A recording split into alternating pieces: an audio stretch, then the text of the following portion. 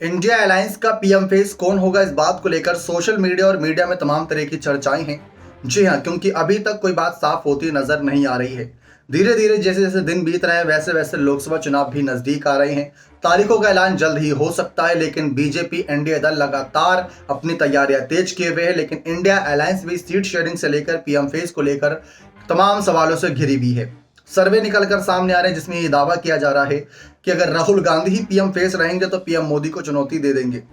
लेकिन साल 2014 और 2019 का जवाब कौन देगा कि वहां पर राहुल थे तो पीएम मोदी क्यों जीत गए? ये बहुत बड़ा सवाल है। अब इंडिया अलायंस में ऐसा नहीं है कि राहुल अकेले कांग्रेस के दम से आगे बढ़ेंगे।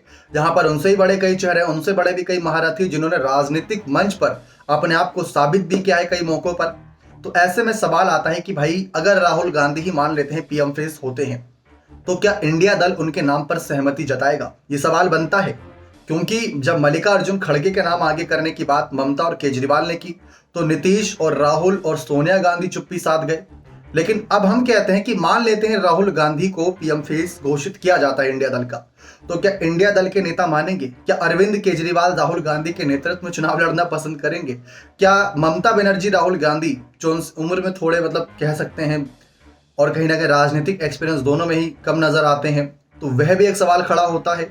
नीतीश कुमार सबसे बड़ी बात, और ऊपर से राहुल गांधी को तीसरी बार आगे करने के बारे में क्या कांग्रेस सोचेगी?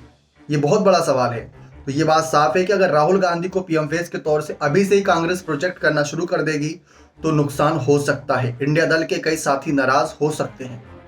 पहले नीतीश ने, ममता ने राहुल गांधी की भारत जोड़ो यात्रा की तारीफ खूब की थी, इस बात में कोई दोहराई नहीं।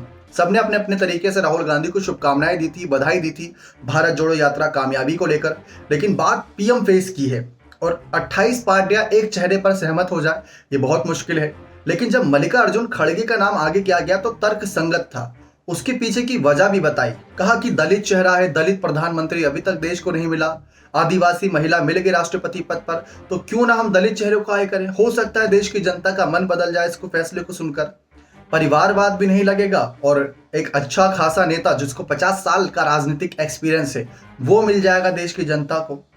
लेकिन सोशल मीडिया पर जो दिख रहा है, जो मीडिया पर दिख रहा है बार बार चेहरा, अगर उसी को पीएम फेस आगे कर दिया तो जिनके अंदर सचमुच गुण है, जिनके अंदर सचमुच एक कला है जो राजनीतिक मंच उभारने की, जनता की सेवा की, वह लोग, वह चेहरे पीछे हो जाएंगे। और खड़गे में वह कहीं ना कहीं गुण नजर आता है, नीतीश में नजर आता है, ममता बनर्जी, अरविंद केजरीवाल में नजर आता है, क्योंकि ये जमीनी स्तर के नेता रहे।